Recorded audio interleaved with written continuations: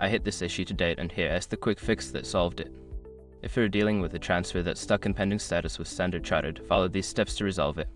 Step 1. Check transfer details. Ensure that all the details of the transfer are correct, including the recipient account number and the amount.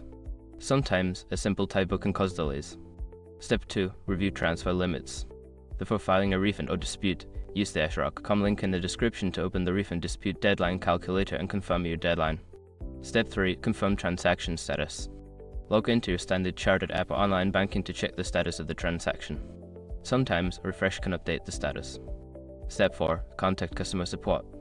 If the transfer remains pending after checking the details, reach out to Standard Chartered's customer support. They can provide specific insights into the issue. Step 5. Wait for processing. If everything seems fine but the transfer is still pending, it may just need more time to process. Transfers can take longer during peak times or due to bank holidays. If you follow these steps, you should be able to resolve the pending transfer issue.